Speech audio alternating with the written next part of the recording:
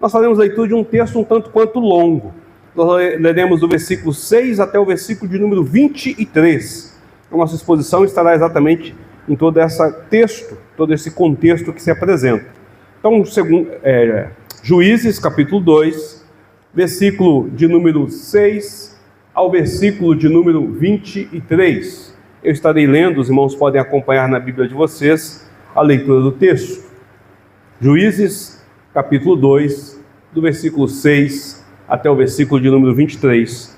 Nos diz assim a palavra do Senhor. Havendo Josué despedido o povo, foram-se os filhos de Israel, cada um à sua herança, para possuírem a terra.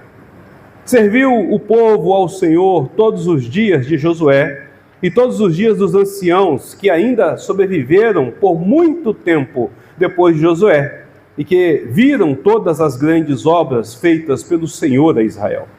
Faleceu Josué, filho de Num, servo do Senhor, com a idade de 110 anos. Sepultaram-no no limite da sua herança, em Timnat-Heres, na região montanhosa de Efraim, ao norte do Monte Gás. Foi também congregada a seus pais toda aquela geração, e outra geração após ele se levantou, que não conhecia o Senhor, nem tampouco as obras que fizera a Israel. Então fizeram os filhos de Israel o que era mal perante o Senhor, pois serviram aos Balaíns. Deixaram o Senhor, Deus de seus pais, que os tirara da terra do Egito, e foram após outros deuses, dentre os deuses das gentes que havia ao redor deles, e os adoraram, e provocaram o Senhor à ira. Porquanto deixaram o Senhor e serviram a Baal e a Astarote. Pelo que a ira do Senhor se acendeu contra Israel, e os deu na mão dos espoliadores, que os pilharam, e os entregou na mão dos seus inimigos ao redor, e não mais puderam resistir a eles. Por onde quer que saíam, a mão do Senhor era contra eles para o seu mal, como o Senhor lhes dissera e jurara, e estavam em grande aperto. Solicitou o Senhor juízes que os livraram da mão dos que os pilharam. Contudo, não obedeceram aos seus juízes, antes se prostituíram após outros deuses e os adoraram. Depressa se desviaram do caminho por onde andavam seus pais, na obediência dos mandamentos de Deus, e não fizeram como eles.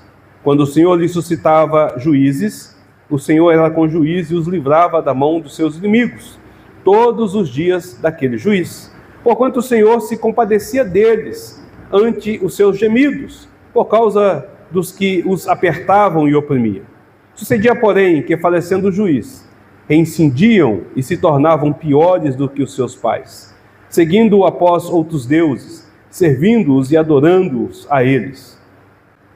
Nada deixavam das suas obras, nem da obstinação dos seus caminhos, pelo que a ira do Senhor se acendeu contra Israel e disse: porquanto este povo transgrediu a minha aliança, que eu ordenara a seus pais, e não deu ouvidos à minha voz, também eu não expulsarei mais de diante dele nenhuma das nações que Josué deixou quando morreu, para por elas pôr Israel à prova, se guardará ou não o caminho do Senhor, como seus pais o guardaram.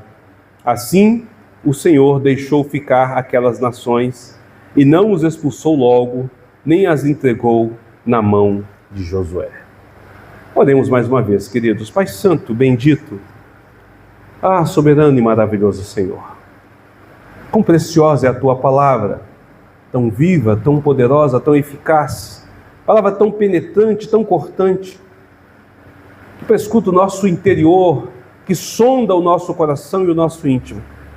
Diante desta palavra nós nos curvamos, diante desta palavra nós reconhecemos quem Tu és e o adoramos e o exaltamos, mas diante desta palavra nós clamamos também ao Senhor que nos ensine, que fale ao nosso coração e nos oriente, apontando o caminho da obediência, o caminho do discipulado, o caminho da servidão a Ti, o caminho daqueles que são chamados pelo Teu santo nome. Toma direção e aplica esta palavra ao nosso coração, que eu seja um instrumento nas Tuas mãos a falar do Teu povo, para a Tua glória e para a Tua honra, em nome de Cristo Jesus. Amém. Meus queridos e amados irmãos, no início da minha caminhada cristã, ainda no primeiro ano de conversão, talvez ali pela metade do segundo ano de conversão, eu estava muito ávido para conhecer as coisas do Senhor e, como alguém que sempre gostou muito da leitura, comecei a comprar alguns livros cristãos que pudessem estar me orientando. E uma vez folheando uma banca de livros, uma livraria lá em Belo Horizonte, na cidade onde eu havia nascido, eu tive a oportunidade de pegar um livretinho, cujo nome era Vida Plena. Eu estava ávido por uma vida plena diante do Senhor. Então o que eu fiz? Eu comprei aquele livrinho e levei para casa com um grande interesse em lê-lo, em conhecer qual é o segredo de uma vida plena diante do Senhor.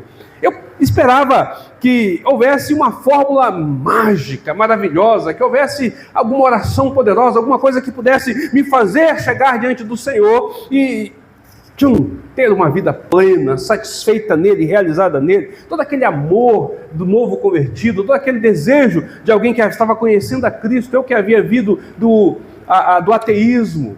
Então, tudo aquilo eu queria que se tornasse muito amplo e muito pleno.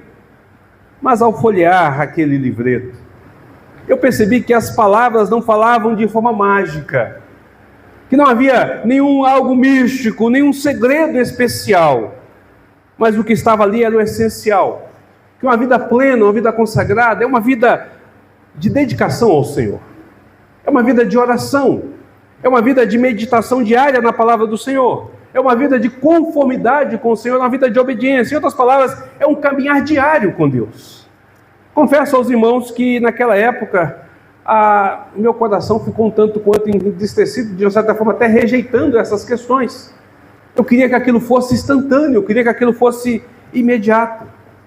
Mas hoje, querido, após algumas décadas de caminhada com este Deus, nessa jornada de fé, eu posso afirmar que de fato uma vida piedosa, que de fato uma vida satisfeita, uma vida plena, ela está totalmente ligada a um discipulado radical, a um discipulado integral, em aprender de Cristo e a viver em Cristo.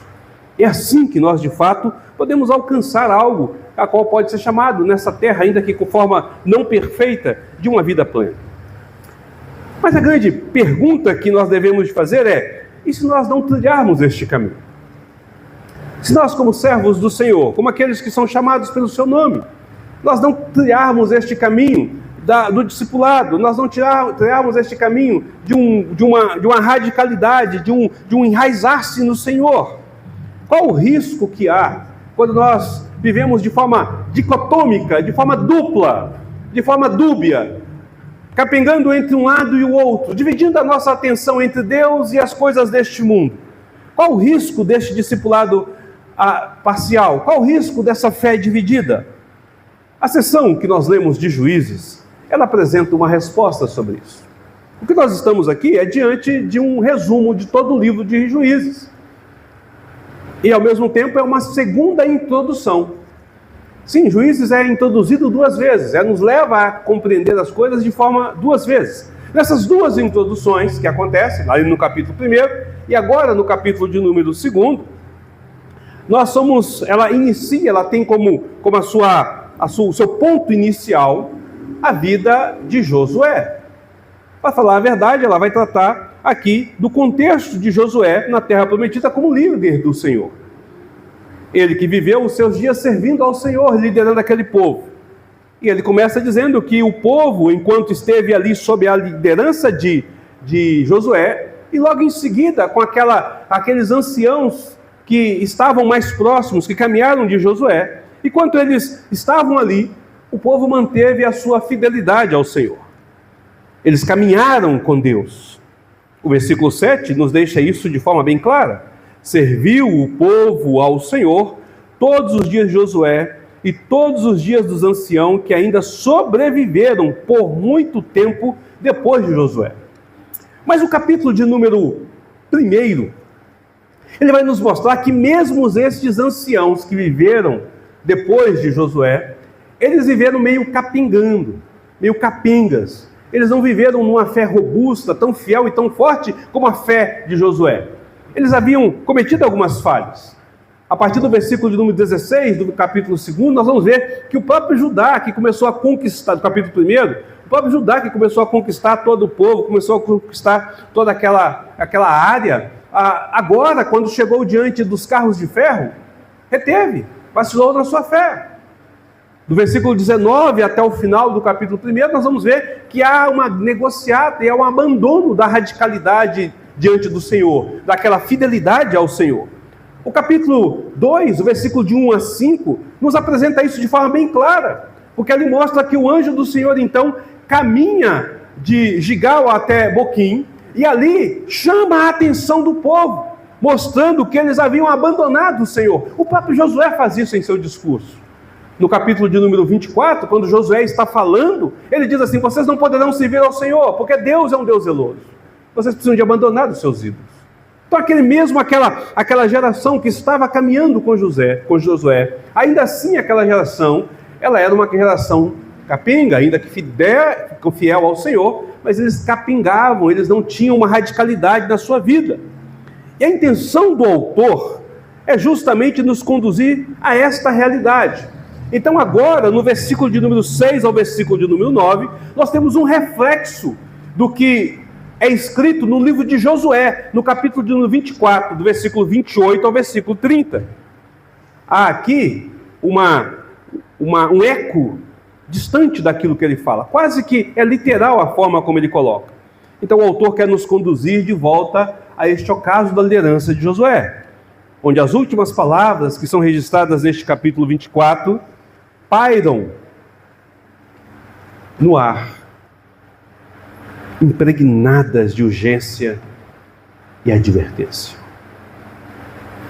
Naquela despedida de Josué ao povo, não apenas ele os envia de volta à sua terra, como nós lemos aqui, mas também ele deixa diante deles, no capítulo 24 de Josué nós podemos perceber isso, uma escolha eterna: seguir ao Senhor ou se curvar aos deuses estrangeiros. A voz firme como o vento que ultrapassa os vales, soa como um aviso através das eras. Essa é a intenção do autor. É como se ele estivesse relatando aquilo que Josué diz no capítulo 24, versículo 20: se deixares o Senhor e servires a deuses estranhos, então ele se voltará contra vós. Vos fará mal e vos consumirá. O resumo deste capítulo aponta para esta realidade. O autor faz com que, ao repetir aqueles versículos aqui, do início do capítulo 24, do versículo 28 a 30, ao relatar essa morte de Josué, ao nos reportar a este passado, é como se eles estivessem dizendo: pensem bem, escolham bem, pois cada escolha tem um peso, cada escolha tem a sua eternidade. E assim aconteceu. A memória se perdeu. O versículo de número 10 de Josué capítulo 2 vai dizer assim: outra geração após ele se levantou, uma geração que não conhecia o Senhor, nem tampouco as obras que fizera a Israel. Meus queridos irmãos, eu quero chamar a atenção para vocês para esta expressão que é usada, uma geração que não conhecia o Senhor. A ideia de conhecer aqui não tem a ver com intelecto, não é um desconhecimento intelectual, não é que Israel não sabia quem era Deus, não é que Israel não via quem era Deus, afinal, diante deles estavam os sacerdotes. Naquela terra havia a presença dos sacerdotes, o tabernáculo do Senhor estava erigido na cidade de Siló. Eles ainda faziam as suas festas ao Senhor, eles ainda faziam os seus cultos ao Senhor, eles ainda faziam os seus sacrifícios ao Senhor. Então a presença de Deus se fazia presente ali. A ideia de Deus, a realidade sobre Deus estava presente no meio daquele povo. Mas o que acontece é que aquele povo perde o brilho no seu olhar. Ao lembrar do Deus que os salvou, eles já não brilhavam mais. Eles não mais se alegravam na história do Êxodo. Não mais exaltavam o milagre do Mar Vermelho. não reverenciavam a travessia do Jordão, tampouco a queda dos muros de Jericó. Os grandes feitos, as maravilhas que Deus havia feito no passado, e que seus pais ficavam maravilhados. Aquilo que eles sabiam sobre um Deus que é poderoso, um Deus que é forte, um Deus que é vivo, que é ativo. Agora, torna-se indiferente para estes que aqui estão. Essa geração que se levanta, ela não se importa.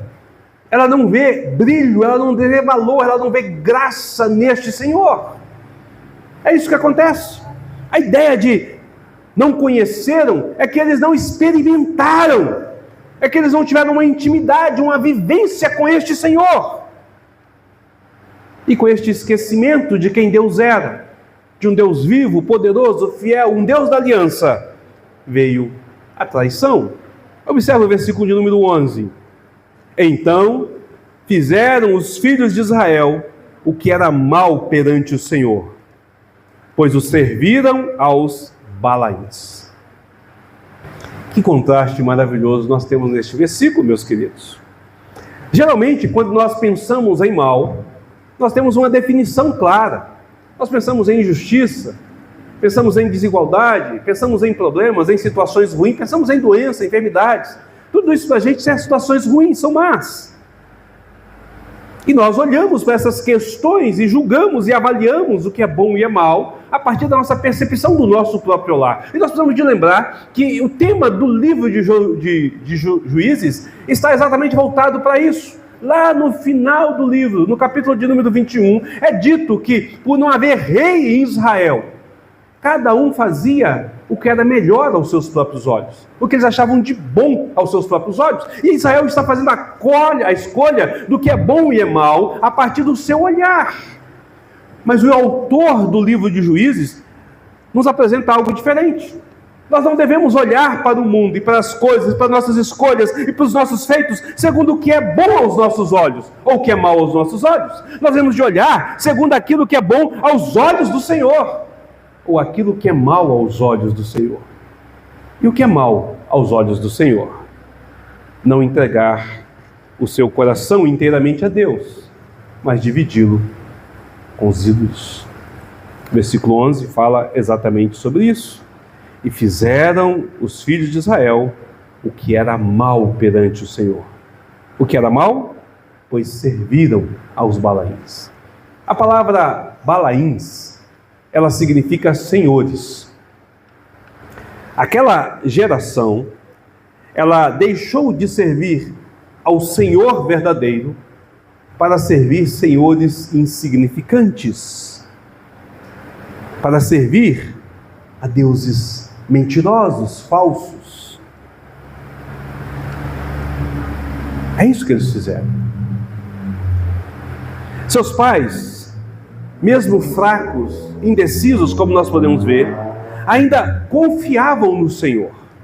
Mas os filhos agora se perderam completamente. Os filhos agora haviam se perdido completamente. Não é que eles deixaram de cultuar ao Senhor. Os rituais aconteciam, mas eles mesclavam senhores sobre a sua vida. Quem é responsável por isso? Pergunta difícil de responder, né? Pela falha dos filhos agora, será que os pais são responsáveis? Ou os próprios filhos são responsáveis pelos seus atos? A verdade é que a negligência é compartilhada, meus irmãos. Os pais falharam em ensinar, principalmente pela experiência e pela vivência de quem era Deus, e os filhos falham em buscar a este Deus. O que uma geração abandona, a outra esquece. Primeiro, os pais relaxam com o seu compromisso com o Senhor.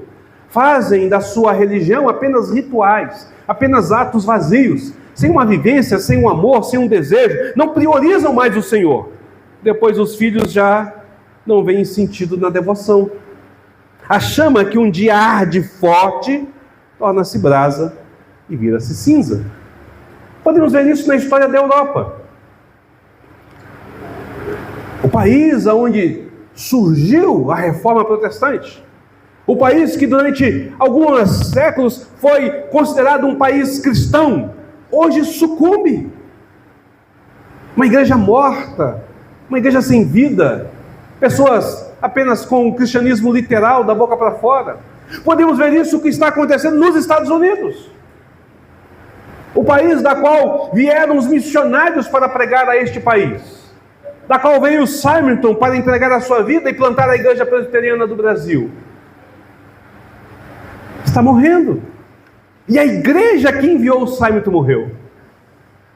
E não é mais a mesma. As gerações foram passando e aquele fervor, e aquela vibração, e aquela vida do Evangelho, ela foi se esvaindo. Israel não abandonou completamente o culto a Deus, é bom a gente entender isso. Mas ela misturou este culto com a idolatria. Deus era apenas um dos seus senhores, e não o seu único e verdadeiro Senhor. Então o versículo de número 20 nos diz: pelo que a ira do Senhor se acendeu contra Israel e disse: porquanto este povo transgrediu a minha aliança, que eu ordenara a seus pais, e não deram ouvidos à minha voz. Observe que a palavra de Deus diz que o próprio Deus fala: eles transgrediram a minha aliança. Isso ressoa lá no passado. Ainda com Moisés, lá no Êxodo, lá no monte, onde a tábua da lei é entregue e o povo promete ser servo do Senhor, onde Deus diz e faz essa aliança: eu serei o seu Deus e vocês serão o meu povo. Essa voz, ela ecoa pelo tempo, ela chega nas portas da entrada de Canaã, antes de atravessar o mar, antes de atravessar o rio Jordão, em Deuteronômio, na repetição da lei. Quando Moisés então dá a eles a bênção e a maldição, e Moisés diz: vocês devem prometer servir ao Senhor, e ele será o seu Deus. E a fala que diz: ouve, ó Israel, o Senhor teu Deus é o único Deus. Observe que é para essa aliança que o versículo aponta. Então nós vamos perceber que há um ciclo que acontece. Como eu disse, o capítulo 2, ele é um resumo do que nós vamos ver em todo o livro. E esse ciclo é uma espiral decadente. De forma progressiva, no sentido negativo, Israel vai piorando ao longo das gerações. O povo se afasta do Senhor, adora outros deuses. Deus permite então que eles são oprimidos por este povo. Os inimigos se levantam. Dor, sofrimento, luta. E então, nesta dor, neste sofrimento, nessa luta, eles percebem a existência de um Deus vivo e poderoso e clamam a este Senhor. Clamam por misericórdia. Deus, que é cheio de compaixão, levanta um juiz. O juiz conduz Israel à paz, vence os seus inimigos, leva-os à obediência, até que o juiz morre. E quando o juiz morre, o povo se esquece e volta para a idolatria. Isso vai avançando. Mas à medida que nós lemos livros, nós vamos percebendo que este ciclo se torna cada vez mais profundo, que a rebeldia vai crescendo, que a opressão pesa, que o arrependimento se esfria, e esses juízes vão se tornar cada vez mais corruptos, e a salvação cada vez mais fraca ao longo dessa jornada. Meus queridos e amados irmãos, no coração de cada homem há um altar, e sobre ele são colocadas as suas devoções, seus amores e seus senhores. No tempo de Israel, os altares se erguiam aos Balaíns, aos deuses sem voz, sem vida, sem poder, as estátuas feitas pelos homens. Hoje, os nossos ídolos são mais sutis. Ainda assim há ídolos, mas eles são mais sutis. Alguns reluzem como ouro, outros se vestem de ambição, conforto, prazeres, mas todos compartilham o mesmo destino: cinza e ruína. Todos levam ao mesmo lugar. Então nós ouvimos um rebumbar de alerta aqui sobre este texto, que está no versículo 10. Não conhecia o Senhor, nem tampouco as obras que o Senhor fizeram. E eu volto a repetir, meus queridos, não era a ausência do conhecimento intelectual, do saber da existência, mas era a perda do encanto por esse Deus vivo.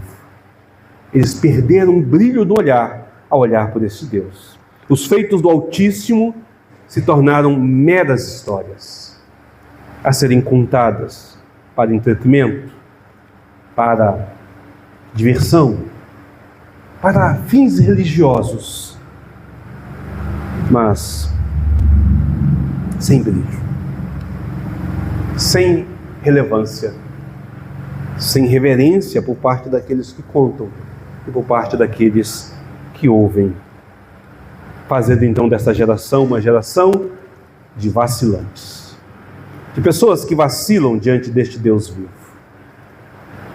não mais integrais na sua dedicação ao Senhor, no seu discipulado, mas parciais naquilo que eles estão vivendo.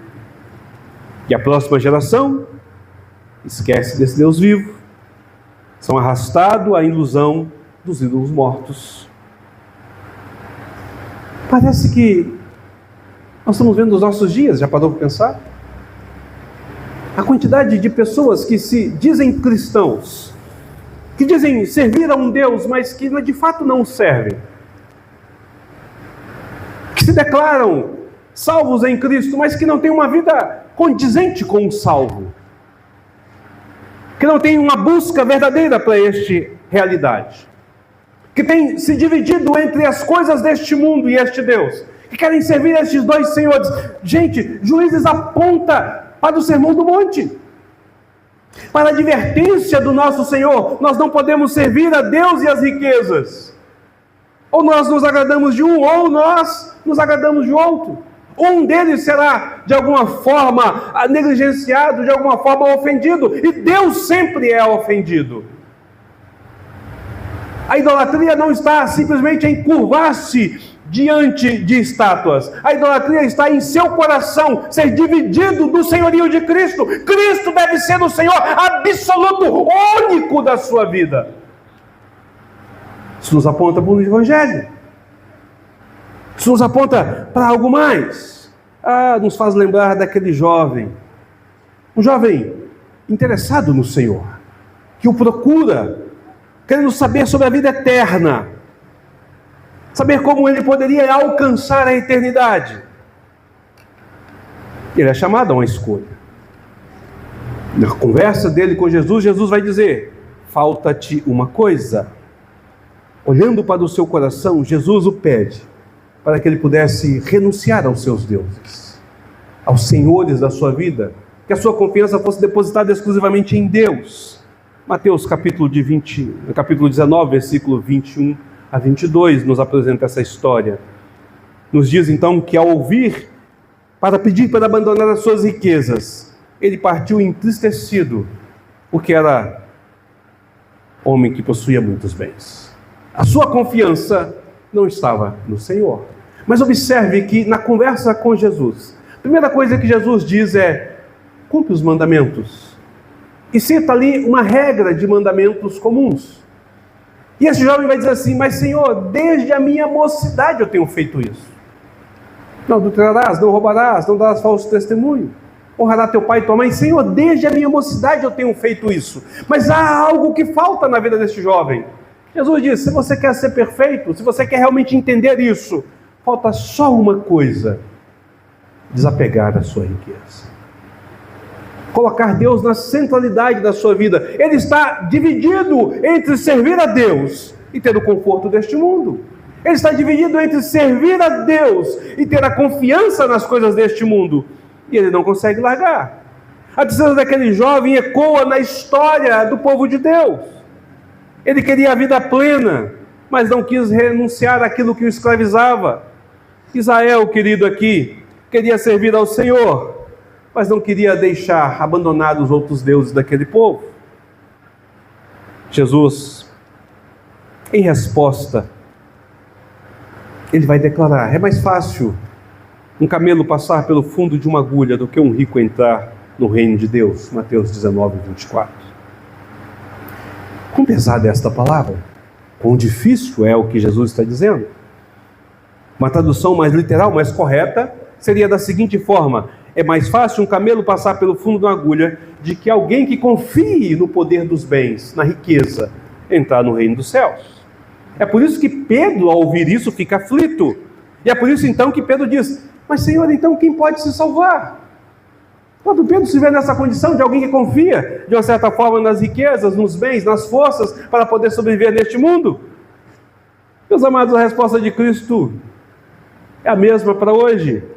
O que é impossível para os homens é possível para Deus. Mateus 19, 26. A salvação não é uma conquista humana, é a obra da graça, é um milagre divino, do poder soberano de Deus.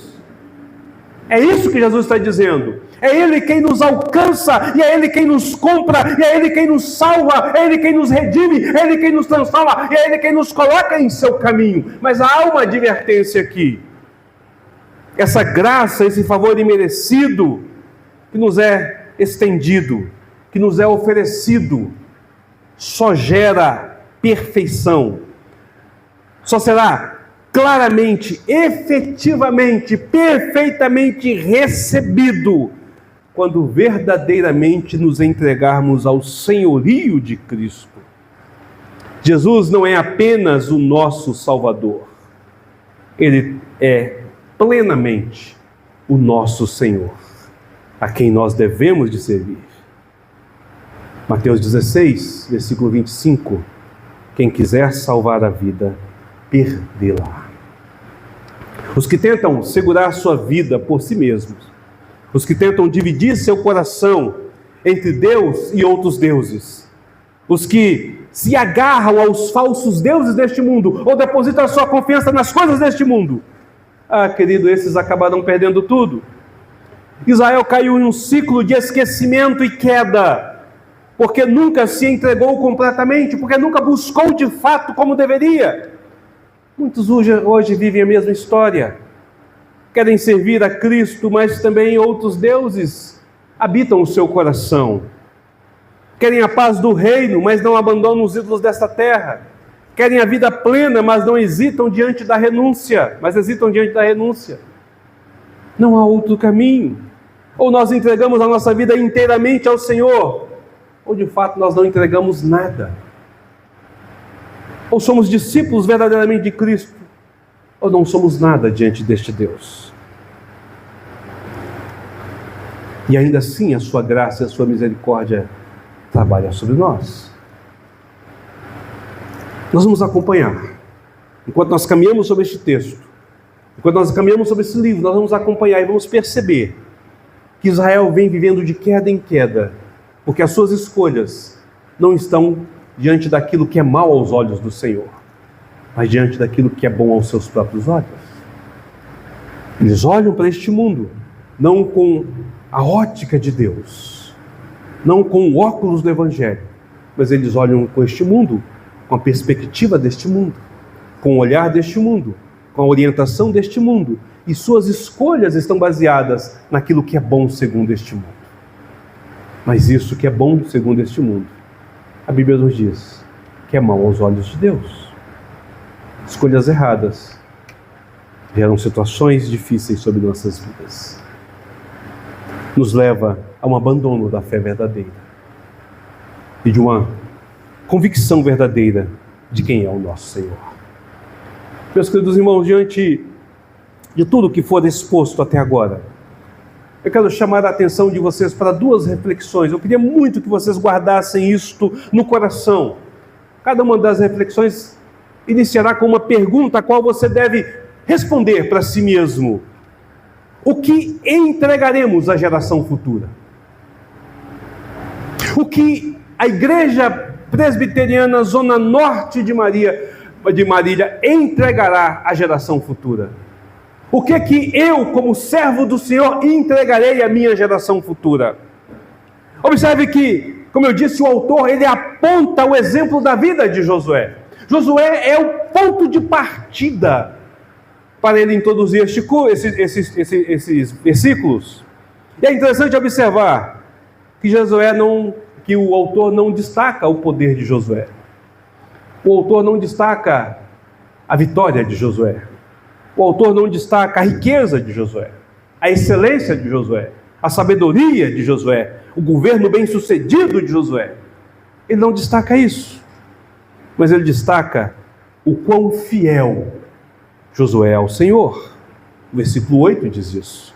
Faleceu Josué, filho de Nun, servo do Senhor. Olha o contraste. Nós devemos, no nosso tempo, seria colocado assim: faleceu Josué, um homem rico, poderoso. Faleceu Josué, um grande governador sobre o nosso povo. Faleceu Josué, um herói que nos colocou na terra prometida. Faleceu Josué, um bom pai, um bom marido. Não. Faleceu Josué, filho ou servo do Senhor. Bem poderia ser escrito na lápide deste homem: aqui já Josué, servo fiel, obreiro aprovado diante do Senhor. E esta é a intenção do autor, nos fazer lembrar o quão fiel é este homem em contraste com a geração que agora se perde desta fidelidade. Não com o rico, não com o poderoso, não com o sábio, mas o quão fiel ele fora. Qual será o epitáfio sobre o seu túmulo? Qual frase marcará a sua passagem sobre esta terra? O que os teus filhos, os teus netos, os teus descendentes colocarão como lembrança da sua passagem sobre esta terra? O mesmo não pode ser dito sobre os contemporâneos de Josué. Os versículos de 1 a 5 nos faz lembrar que estes eram vacilantes em sua fé, em seu discipulado. E os versículos 10 e 11 nos apresentam o resultado da parcialidade e do manquejar, da negligência dos contemporâneos. Foi também congregada a seus pais toda aquela geração, e outra geração após ele se levantou, que não conhecia o Senhor, nem tampouco as obras que fizera a Israel. Então fizeram os filhos de Israel o que era mal perante o Senhor, pois serviram aos Balaíns. O autor faz questão de separar: morreu Josué, servo do Senhor, e foi aquela geração que não servia ao Senhor. E as consequências pesam sobre a geração que não servia ao Senhor. Qual será a nossa geração futura, queridos? Qual será o nosso maior legado para os nossos filhos, netos e bisnetos? Nosso comprometimento com o Senhor, ele será refletido no comprometimento da nossa geração. Não significa que nós teremos uma geração de salvos, isso cabe ao Senhor. Mas o nosso reflexo poderá contribuir de forma positiva ou negativa para uma vivência de serviço ao Senhor, nosso Deus, à medida que nós caminhamos. Pense sobre isso. Pense sobre isso, reflita sobre isso. O que nós deixaremos à geração futura. Segunda reflexão: o que de fato Cristo é para nós hoje? O que Cristo tem a ver com a sua vida? O livro de Juízes, todo o livro de Juízes, e agora esse resumo também, ele clama pela necessidade de um Salvador divino, um resgatador que é muito maior do que esses juízes da antiguidade, alguém que não apenas livra, mas que reina de forma absoluta, que não apenas conduz a paz, mas sustenta a vida eterna. Este livro aponta para a necessidade de um Salvador que é o próprio Cristo. Ele é o único caminho para a salvação, a única esperança para um coração pleno, a única fonte para a verdadeira realização nesta terra. Só Ele, e somente Ele, e só nele há vida e vida abundante. Então, o que Cristo é para você? Se por um lado devemos de pensar no que nós devemos deixar à nossa geração, nós precisamos de saber quem é que conduz nós nessa geração. Quem é de fato o Senhor sobre nossas vidas? Essa pergunta ela vai ecoar: a quem você servirá? Ou a quem você serve? Quem é o Senhor da sua vida? Preste atenção, meu querido. A advertência é muito clara. Ou você serve a Deus integralmente, plenamente, totalmente, ou você não serve a Deus. Não dá para servir a dois senhores. É impossível. Israel tentou conciliar isso, cultuando a Deus e cultuando aos deuses ao redor. Negociando a sua fé, eles caíram em desespero. E sucumbiu toda aquela geração.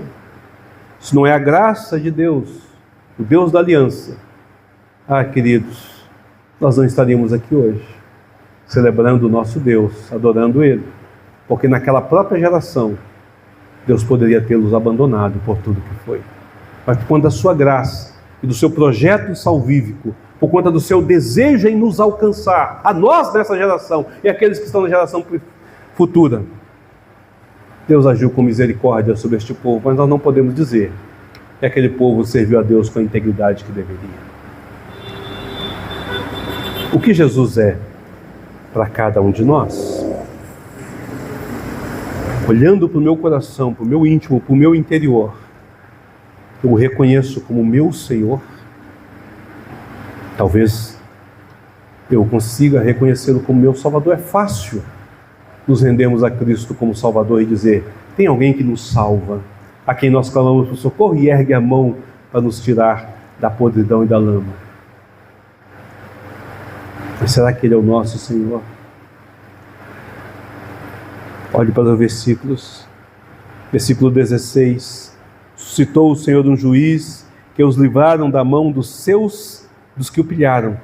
Contudo, não obedeceram aos juízes, antes se prostituíram após outros deuses e os adoraram. Depressa se desviaram do caminho por onde andavam seus pais na obediência aos mandamentos do Senhor, e não fizeram como eles. Quando o Senhor lhe suscitava outro juiz e os livrava da mão dos inimigos, todos os dias daquele juiz, porquanto o Senhor se compadecia deles ante os seus gemidos, por causa dos aperto que passavam e oprimiam. Mas falecendo o juiz, retornavam ao seu próprio estado. Consegue entender, irmãos? Clamavam por um Salvador, mas não queriam como Senhor absoluto. Clamavam por um Salvador, o reconheciam, o Deus da aliança, como seu Salvador, e Deus vinha ao encontro e os salvava e os livrava dos seus inimigos, mas não estavam dispostos a tê-lo como seu Senhor. Repito, quem é Jesus para você? Quem é Jesus sobre a sua vida? É importante que você reflita sobre isso e que possa responder: Ele é o meu Senhor e Salvador.